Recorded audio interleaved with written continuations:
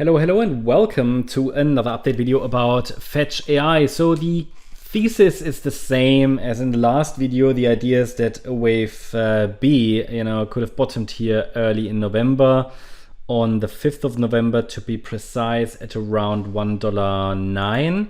That's the idea, and the C wave to the upside could have started to unfold now. Obviously, the C wave would be a 5-wave pattern. So we're currently tracking that microstructure, and it's very early in the process. If we're really pushing higher, as I said, it is very early in the process. However, it would require that the next pullback is a higher low. So I'm going to zoom in a minute to take a look at the levels in more detail, but the structure would ideally be pullback in a higher low. The third wave is typically the most aggressive element of a trend. Then a wave 4 would be a bit frustrating again, as you all know. And then the 5th wave to the upside could complete wave C of A.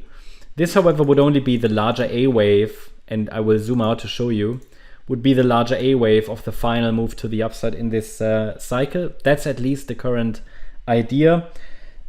Because we're dealing with these corrective patterns on the chart, apparently, we have to be a little bit flexible. There can be some morphing, some transforming of wave structures. So, and that's basically because this entire structure from the 2022 lows is a very messy diagonal pattern. So the wave 5 is an ABC structure. But pretty much what we should focus on in the short term is the C wave before we get too focused on what could happen in the future. We want to focus on the present. And the present tells us that we could have indeed bottomed there in wave B. And we need to understand what is the support area. It's here located between $1.15 and $1.28. And ideally we push even a little bit higher to form a clearer fifth wave in wave 1. So the idea is this could be the first wave up. Not entirely sure about the microstructure. This 1-2 might even sit here. That's probably even a little bit clearer actually.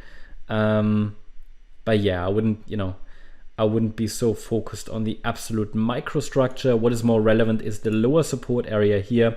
I have added one, based on this microstructure between 131 and 136, where we can focus on direct higher extensions as long as we're holding, or at least don't break and sustain below 131. But as I said, the microstructure in this move up is a little bit unclear. It's not always clear on micro structure charts, especially not in the altcoin sector. But the wave 2 support area should be clear, and that is really what matters, which means whatever FET is doing right now should hold above $1.15. Any break below 1.15 would be an indication that the reversal attempt to the upside is failing. But I would say it actually looks quite good for the altcoins, overall, and also for FET. Just need the first pullback to confirm it, then a break above the first 5-wave move up would be the next confirmation. Now, further confirmation that we're actually starting a larger rally to the upside would be a break above that B wave high at $1.53. Now again, that involves a little bit of patience, but I think the best pullback setup, low risk, would be this wave 2 pullback. Is it a guarantee? No, but there is never a guarantee. No, anywhere in life there is no guarantee, and that's not different in markets. Also in markets you don't get any guarantees. It's just probabilities, and more important than that, reward to risk ratios, the reward to risk profile of a setup. And this could be quite favorable in that support area. Obviously, we need to check the structure, as we're heading into that support area. We have to look at how the structure develops. If it's very impulsive, we should be a bit more careful.